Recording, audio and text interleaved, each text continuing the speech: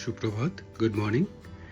গতকাল new York থেকে বেরিয়েছি কলকাতার উদ্দেশ্যে, কিন্তু ডাইরেক্ট ফ্লাইট নয়, আমাকে কাতার হয়ে যেতে হচ্ছে। তো কাতারে ওই নিউ ইয়র্কের থেকেও কিন্তু অনেক বেশি ওয়েটিং টাইম। ওখানে লেওভার টাইমটা প্রায় 20 ঘন্টার মতন। তো অ্যাকচুয়ালি দেখুন কি সুন্দর লাগছে, মানে সন্ধে হয়ে আসছে, সূর্যটা ডুবে আসছে, বিউটিফুল লাগছে। হরাইজনে এত সুন্দর কালারটা আসছে আকাশে, দারুণ লাগছে না? আচ্ছা, যেটা বলছিলাম, আপনার কাতারে এতক্ষণ সময় হয়তো ম্যানেজ হয়ে যেত, কিন্তু এখন আবার বিশ্বকাপ, ফুটবল বিশ্বকাপ, ওয়ার্ল্ড কাপ, আপনার ওইটার জন্যে ট্রানজিট ভিসা দেয়া বন্ধ করে দিয়েছে কাতার। তো খেলা এখনও শুরু হয়নি, ম্যাচেস এখনও কিছুদিন বাকি। তো ম্যাচও যে একটা দেখে নেবো তারও উপায় নেই, কিন্তু অ্যাকচুয়ালি ট্রানজিট ভিসা পাওয়া গেলে এখানে বেশ সুন্দর কাতারে ওই ওয়ান ডে বা কিছু ঘন্টার আপনার ওই গাইডেড ট্যুরস হয়, এয়ারপোর্ট থেকেই বুক করা যায়, খুব সুন্দর। মানে ওই রকম দেখেছিলাম, প্ল্যান করেছিলাম, কিন্তু সেটা আর হলো না। তো এই কাতার এয়ারপোর্টে চলে এলাম। এখানেও এই এক একটা খুব সুন্দর সুন্দর ইনস্টলেশন আছে, সবকটাই বলবো একটার পরে একটা। এইটা this is one of them, খুব ফেমাস কাতারের এয়ারপোর্টের। যদি গুগল করেন এই ছবিটাই হয়তো উঠে আসবে, খুব সুন্দর।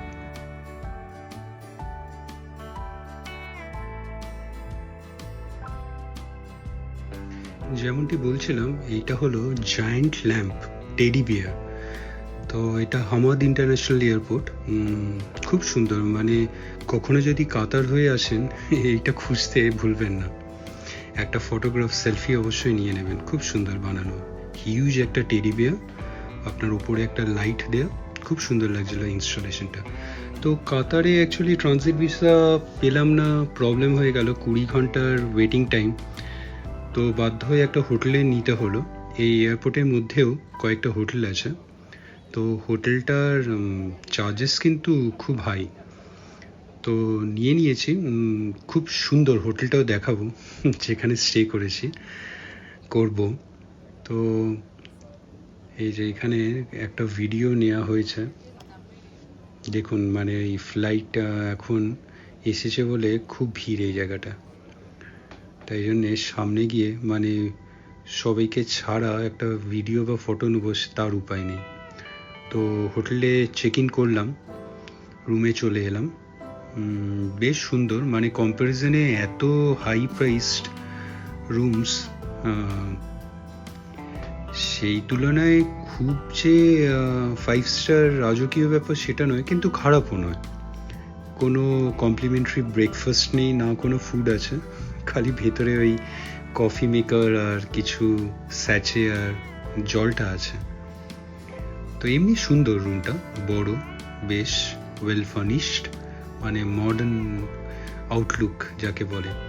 যেটার এটা একটা বিশেষত্ব আছে, আপনার এই রুমের পাশে একটা উইন্ডো আছে, সেই উইন্ডো থেকে কিন্তু ওই টেডিটা দেখা যাচ্ছিল। এইটা দারুণ ব্যাপার, মানে খুব সুন্দর লাগছিল। একটা শর্ট ট্যুর দিয়ে দিই রুমটা।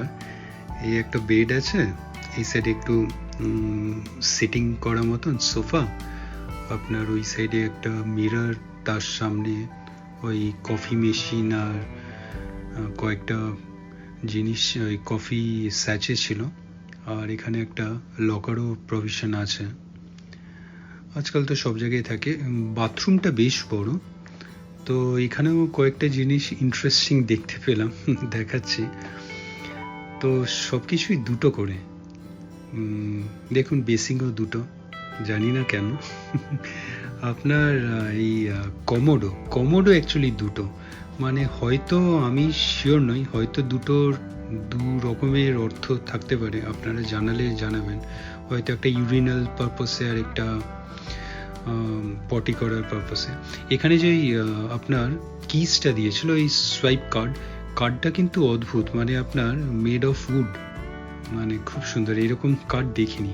আচ্ছা, উইন্ডো থেকে যে ভিউটা পাওয়া যাচ্ছিল, এই যে এইখান থেকে আমি একটা ফটো নিলাম, খুব সুন্দর লাগছিল। মানে এইটাই একটা সবচেয়ে বড় পাওনা বলতে পারেন এই রুম থেকে বসে আপনি নিচটা পুরো দেখতে পাবেন। এখনো দেখছি ভিড় আছে। আচ্ছা, তো ডিনার কোথায় করব?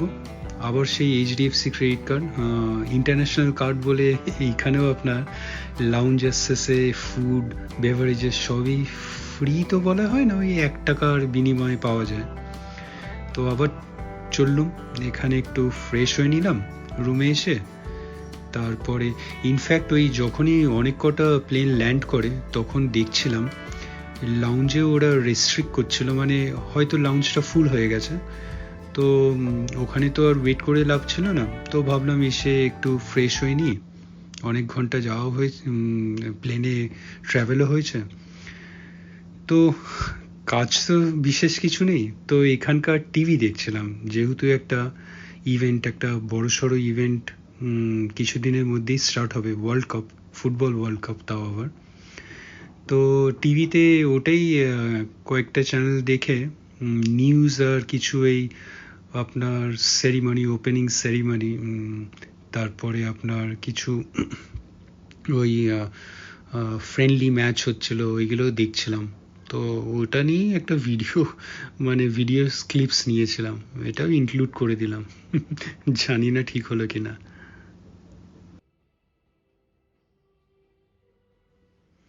মানে আপনাদের পছন্দ হবে কিনা জানি না। তো দেখুন, তো বেশ ভালোই লাগছিল। আর তো এই টিভি দেখতে দেখতে মোটামুটি ঘুম চলে আসছিল। তখনই আমাকে ওই লাউঞ্জ থেকে বলেছিল, মানে 1 থেকে 2 ঘন্টার পরে আসার জন্যে। তো ওটার জন্যই ওয়েট করছি। তো এই 1-2 ঘন্টা ওয়েট করে রেস্ট নিয়ে ফ্রেশ হয়ে তারপরে লাউঞ্জে যাব।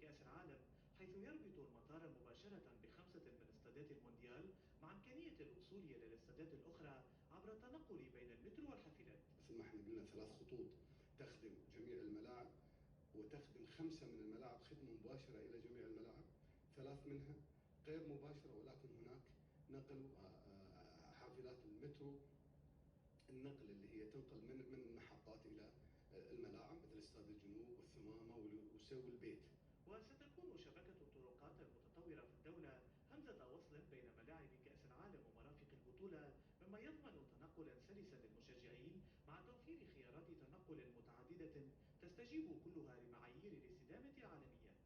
ملاعب قطر الثمانية في كأس العالم حصدت بدورها جوائز عديدة نظرا لتطبيق أعلى معايير الاستدامة، لذلك سيكون مونديال قطر أول مونديال صديق للبيئة في تاريخ كؤوس العالم برمتها. جهود الدولة الرامية لتطبيق معايير الاستدامة خلال فترة كأس العالم ستكون إرثا مستداما للأجيال القادمة، وذلك عبر شبكة متكاملة من وسائل النقل الصديقة للبيئة سيستفيد منها أهل قطر والأجيال القادمة بعد إسدال الستار على منافسات المونديال. هذا وقد استعدت دولة قطر لاستضافة كأس العالم 2022 من خلال এই কাতারে ওয়ার্ল্ড কাপের জন্য কিন্তু এদের ইনফ্রাস্ট্রাকচারে বিশাল ডেভেলপমেন্ট বা আপনার চেঞ্জেস হয়েছে। খুব বড় বড় স্টেডিয়ামস নতুন নতুন হয়েছে, আপনার রেলওয়েজ অনেক জায়গায় যেখানে ছিল না সেইগুলো এখানে ডেভেলপ করা হয়েছে। বিশাল ব্যাপার, যা আর কি হয় কোনো ওয়ার্ল্ড কাপ এরকম ইভেন্ট হওয়ার জন্য অনেকেই এখানে অনেক কিছুই করতে হয়। তো এখানে বেশ বড় বড় আপনার এই শপস ছিল ওই এয়ারপোর্টে, অনেক জায়গাতেই থাকে, এখানে একটু বেশি বড় বড়, আফটারঅল কাতার বলে কথা। তো চলে এলাম এই লাউঞ্জে, ডিনারও পেয়ে গেলাম, বেশ ভালোই স্প্রেড ছিল। এখান থেকেও কিন্তু এই টেডিটা দেখা যাচ্ছে পেছন থেকে। তো ডিনারও করলাম, ভালোই হলো। তো নেমে এসে তখন মোটামুটি এখানে এখন খালি, এখন মন খুলে ফটো নেওয়া যাবে, খালি আমিই ছিলাম। তো এয়ারপোর্টে এইটা যেমন একটা বললাম, এইরকম অনেক কিছু ইনস্টলেশন আছে, মানে বেশ বড় বড় আপনার আর্টিস্ট, ফেমাস আর্টিস্টরা বানিয়েছে। গুগল করে দেখছিলাম, তো ভাবলাম যখন ট্রানজিট ভিসা পেলাম না, বাইরে যাওয়া হবে না, তখন এই এয়ারপোর্টের মধ্যেই দেখা যাক কি কি আছে।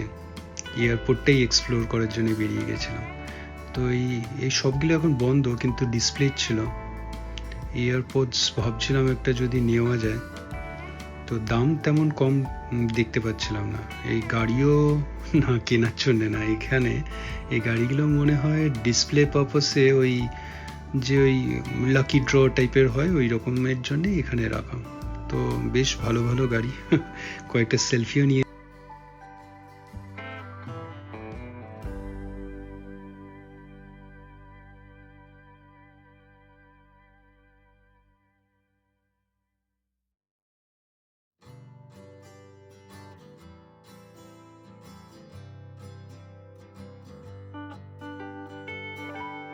এই যে এখানে আরেকটা আপনার ইনস্টলেশন স্ট্যাচুর মতন, এখানে ওই বাচ্চাদের একটা স্লিপের মতন ওই সিঁড়ি বেয়ে উঠে স্লিপ করে নিচে নেমে আসবে। কিন্তু এটাও কিন্তু একটা আর্ট, খুব সুন্দর। মানে এখানে লেখাও ছিল মানে কোন আর্টিস্ট এটা ডিজাইন করেছে। এইরকম অনেক কটাই আছে এখানে, মানে এইরকম জিনিস ইনস্টলেশনস। এইটা যেমন আরেকটা খুব সুন্দর লাগছিল দেখতে। আপনার কয়েকটা তো এই যে এখানে যেমন দেখতে পাচ্ছেন টম ওয়াটারনেস, আদার ওয়ালস, তো এক একটার আবার নামও দেওয়া আছে ওই ইনস্টলেশনগুলো। তারপরে কোন আর্টিস্ট ক্রিয়েট করেছে, ডিজাইন করেছে, সেগুলোও দেওয়া আছে তার সামনে, প্রত্যেকটা ইনস্টলেশনের সামনে। ভারী সুন্দর এয়ারপোর্টটা, খুব সুন্দর, নিট অ্যান্ড ক্লিন। আর এই উপরের যে দেখছেন ওইটা কিন্তু ট্র্যাকস, মানে মেট্রো রেল যায় এয়ারপোর্ট থেকে। আর বিশ্বকাপ বলে এখানে দেখুন একটা কি বিশাল বড় ফুটবল। তো ফিফার অ্যাকচুয়ালি এই বড়টা নয়, এই পাশে প্রত্যেকটা অরিজিনাল ফুটবলই, যেটা নিয়েই অ্যাকচুয়ালি বিশ্বকাপ হবে, ওই রকম এখানে অনেক ফুটবল ছিল। ভেবেছিলাম একটা নেবো, কিন্তু প্রচণ্ড দাম, প্রায় একটা ফুটবল ইন্ডিয়ান কারেন্সিতে 10-11 হাজার টাকা পড়ে যাচ্ছিল। নিতে গিয়েও আর নেওয়া হলো না। তো এইবারের এই বিশ্বকাপে এই ফুটবলেই খেলা হবে। তো একটা বড়, বিশাল বড় ছিল সাইজে, তো ওটার সামনে একটা সেলফি নিয়ে নিলাম। তো মোটামুটি রাতে ডিনার করার পরে একটু একটা স্ট্রোলও এই যে এখানে বেশ সুন্দর সুন্দর আপনার শপ আছে। স্ট্রোল করে ঘুমও পেয়ে যাচ্ছিলো, তাই জন্য রুমে ফিরে গেলাম। কালকে সকালে উঠে প্রায় প্লেন তো অনেক দেরিতে প্রায় বিকেলের দিকে, তো সকালে উঠেও প্ল্যান করলাম যে একবার এয়ারপোর্টটা যেইগুলো মিস গেছে সেগুলো দেখে নেবো, তারপরে আবার ওই লাউঞ্জে গিয়ে আবার লাঞ্চটা সেরে ফেলবো। আর এই হোটেলের আরও কিছু ফেসিলিটিস আছে, সেগুলো দেখাবো কি কি আছে, সেখানেও যাব। শুভরাত্রি, ভালো থাকবেন। ভিডিওটা ভালো লাগলে লাইক, শেয়ার অ্যান্ড সাবস্ক্রাইব করবেন। সাবস্ক্রাইব করার সময় ওই বেল আইকনটা ক্লিক করবেন, তাহলে ইনস্ট্যান্ট নোটিফিকেশন পেয়ে যাবেন যখনই কোনো ভিডিও এই চ্যানেলে আপলোড হবে। ভালো থাকবেন।